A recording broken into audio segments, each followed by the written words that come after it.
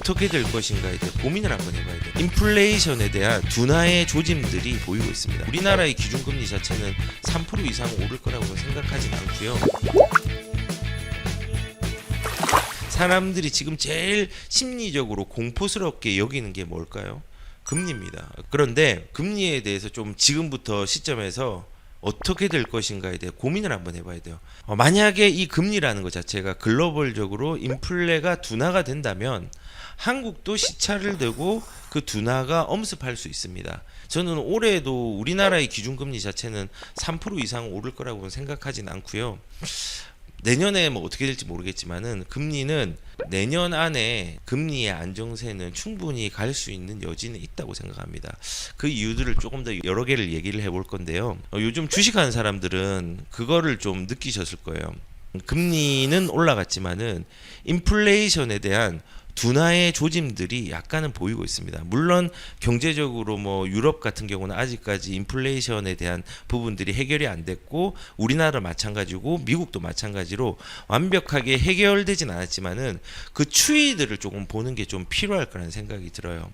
지금 사실상 7월에 미국의 물가 지표라든지 이런 게 둔화가 되었는데 미국이 무슨 상관? 아까 말했잖아요. 유기적으로 연결이 되어 있다고. 이 미국에서 시간차를 두고 우리나라랑 흘러오는 부분들이 분명히 있습니다. 있기 때문에 미국의 방향과 추이들이 우리나라에 영향을 미칠 수 있습니다. 안정세에. 금리에는 더더욱 영향을 미칠 수 있겠죠. 근데 금리 때문에 가격이 올라가는 거 아니라고 말했습니다. 내려가고 올라가고의 절대적인 지표는 아니지만은 심리적인 부분들을 위축시킨 거는 분명합니다. 그래서 그것들이 완화되는 부분들의 지표들, 그 추이들을 좀 따라가는 게 필요하다는 생각이 듭니다. 지금 보시면은 그 글로벌 인플레 이제 정점을 찍었나라고 했는데요. 실질적으로 그 미국을 기준으로 미국, 중국 같은 경우는 인플레의 안정세 지표들이 조금은 보이기 시작했어요. 그렇다고 안정된 거는 아닙니다. 안정된 건 아닌데 물가 상승폭이라든지 이런 부분들이 소폭 둔화되는 부분이 지표들이 나오고 있습니다. 이제 특히 뭐 미국 기준으로 본다고 하면요. 미국에 있는 이제 물가 상승률 같은 경우도 전월 대비해서 7월 달이죠.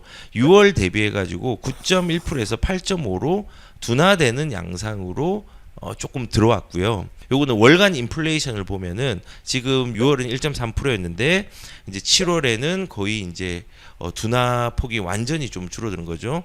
요게 이제 지금 발표된 거 보면은 8월 10일 날 발표를 한 거예요. 발표를 했는데 실질적으로 인플레이션이 조금은 많이 둔화된 부분들이 좀 보이죠. 그 상승률이. 그리고 이제 기대 인플레이션이라는 게 있습니다. 그러니까는 기대 인플레이션도 사람들이 예상하고 있는 미래 인플레이션에 대한 수치인데 이 부분들도 올라가다가 좀 둔화 양상들을 보이고 있습니다.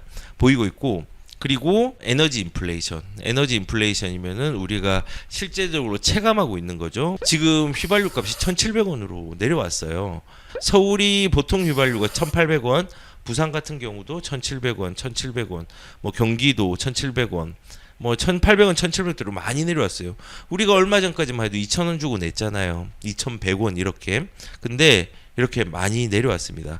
이제 에너지 인플레이션에 대한 부분들도 조금은 둔화 양상들이 일어나고 있습니다. 그래서 첫 번째로 이 정점을 찍었나라는 얘기가 좀 나오는 부분들은 아직은 더 봐야 됩니다. 이게 확정적인 건 아니지만은 안정세 지표들을 보이는 부분들이 있기 때문에 첫 번째 그 근거로 이런 물가 상승률이라든지 월간 인플레이션이라든지 기대 인플레이션 등등 다른 지표들이 또 더 많이 있긴 하지만요. 그냥 대표적인 걸 몇 개를 얘기를 드렸는데 미국 같은 경우 둔화가 좀 되고 있습니다. 그리고 좀 원자재 값의 상승이 좀 둔화되고 있거든요.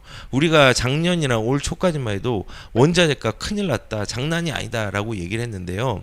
사실 지금 산업통상지원부에 이제 들어가 보면은 이렇게 이제 원자재 가격 정보들이 나와 있습니다. 여기도 뭐 두바이유 같은 경우도 일간으로 올라 보이지만은 요거를 이제 전체적으로 보면은 이렇게 좀 둔화 양상이 보이고 있습니다.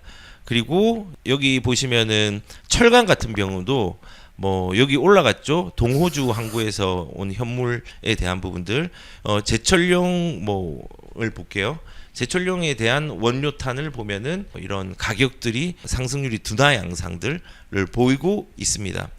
그리고 뭐 석유 화학 같은 경우도 보면은 여기도 나프타가 일본에서 이제 거래되는 부분 나프타도 올라간 것처럼 주가는 보이지만은 실질적으로 쭉 이렇게 둔화 양상들로 좀 내려가고 있는 부분들이 보이죠. 그래서 일단은 이런 정점을 찍었나라는 얘기가 나오는 게 외국에서 있는 원자재들 한국으로 들어오는 부분들뿐만 아니라 실질적인 원자재들의 가격들이 최근에 조금 둔화되는 양상들이 좀 생겼습니다. 그래서 산업통상부나 아니면은 한국 수입원이라고 여기도 이제 나름 지표가 있던데 대표적인 지표는 아닙니다. 보면은 뭐 농수산물 같은 경우도 이렇게 올라가다가 좀 이제 둔화되는 양상이 보이고 강산품 같은 경우도 좀 올라가다가 둔화되고 유무기 원료 같은 경우도 좀 둔화되었죠. 그다음에 철강제도 쭉 이제 지수 그래프들이 내려갔고 비철금속 같은 경우도 쭉쭉 내려갑니다. 그러니까 제가 말씀드리는 건 뭐냐면요.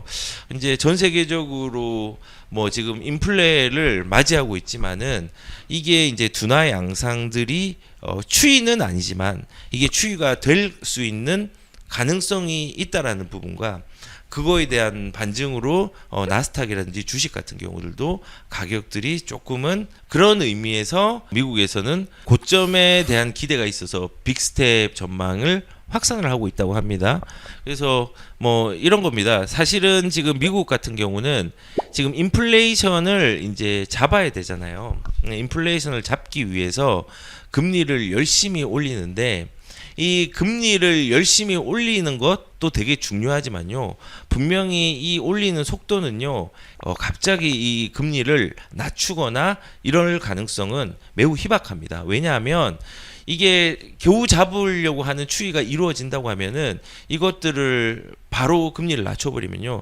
또 옛날과 같은 과거같이 인플레이션의 둔화가 다시 사라지고 올라갈 수 있는 경우들이 생기거든요. 그래서 아마도 뭐 확실하진 않지만은 이제 9월 달에 FOMC에서 이제 지표를 확인을 해보면은 이제 9월 달에 아마도 빅스텝으로 가지 않을까. 자이언트 스텝은 그만하지 않을까라는 조심스러운 예측을 해봅니다. 아무튼 지금 제가 말씀을 드리고 요지는 금리 인상의 속도 같은 경우를 크게 줄이는 것들은 조금은 어려울 수는 있다. 지금 이런 추이가 조금 더 지속적으로 돼야지 이런 원자재라든지 뭐 인플레이션의 다양한 지표들이 있잖아요. 소비자 가격이라든지 뭐 CPI라든지 뭐 여러 가지가 있잖아요. 그런 부분들이 좀 더 지속적으로 되면은 그때 점증적으로 둔화를 하겠지만 뭐 당장 이렇게 금리를 내릴 수는 없을 거라는 생각이 듭니다. 그런데 오늘 뭐 왜 미국 얘기를 계속 많이 하냐라고 얘기를 할 수 있는데요. 사실은 미국과 우리나라는 큰 관련이 있기 때문에 그렇습니다. 특히 금리에 대한 부분들. 그리고 이 금리가 연관이 있는데 금리가 우리 부동산 시장에 심리를 크게 죽여놓은 부분들이 있고 실질적으로 금리가 올라가고 고가로 가격들이 형성되어 있다고 인식하고 있기 때문에 거래가 안 되거든요. 그래서 이런 미국의 금리들이 굉장히 중요하다고 저는 생각을 합니다. 그리고 이제 또 얘기를 드리고 싶은 부분들은요. 딜레마가 있을 거예요. 미국 같은 경우는. 왜냐하면 인플레이션을 잡기 위해서 금리를 인상을 하는데요. 사실 지금 실업률을 보면요. 내려갔습니다. 어느 정도로 내려가냐면 지금 3.5로 내려갔는데요. 3.5 수준이 어느 정도냐면 코로나가 오기 전에 실업률이 3.5인데 그 단계까지 내려갔습니다. 근데 이 실업률이 내려간 게 금리랑 무슨 상관이냐, 인플레이션이랑 무슨 상관이냐. 사실은 인플레이션하고 실업률은요, 두 개는 반비례 관계에 있거든요. 이 두 개를 합쳐서 그래서 어떤 학자가 고통지수라고 명명을 했는데 두 개는 이상적으로 함께 낮출 수가 없어요. 실업률이 낮아지면은 물가 상승률이 높아지고 실업률이 높아지면은 물가 상승률이 낮아져요. 그래서 실업률이 만약에 증가하잖아요. 그러면은 소득이 감소하고 소비가 위축돼요. 그러면은 경기가 나빠지는 상황에서 기업은 가격, 뭐 상품 가격들을 인상하기 어렵잖아요. 근로자도 마찬가지로 큰 폭으로 임금 인상을 요구하기 힘들기 때문에 물가가 안정이 돼요. 근데 반대로 실업자가 이제 감소하는 시기에는요, 경기가 활발해지는 것을 의미하는 거예요. 그래서 상품이나 상품 가격이나 임금들이 올라요. 근데 이때 바로 금리를 낮추기 어렵겠지만은 이제 실업률은 또 낮아진 부분들은 또 인플레이션을 또 자극할 수 있는 부분이 있단 말이에요. 그래서 너무 복잡한 부분들이 있지만 분명한 거는 지금 현재의 금리 인상의 속도 추이가 조금 둔화가 되면요. 그리고 그 둔화가 지속이 되면은 우리나라에 영향을 미칠 거고, 분명한 사실은 금리가 영원히 올라갈 수 없다는 거예요. 그리고 지금 상황에서 금리를 과거에 뭐 진짜 10% 20%까지 올리는 상황들은 어려운 부분들이 있다라는 것까지 말씀을 드릴게요. 분명한 건요, 핵심은 그거예요. 지금 현재 금리가 오르는 속도들이 굉장히 빨랐지만요, 영원하지 않고 그 터널의 끝은 분명히 있다라는 거고, 그 터널의 끝이 도래하거나 도래하기 전에 내가 미리 대처할 수 있는 방법들을 가지고 가는 게 필요하다는 거예요.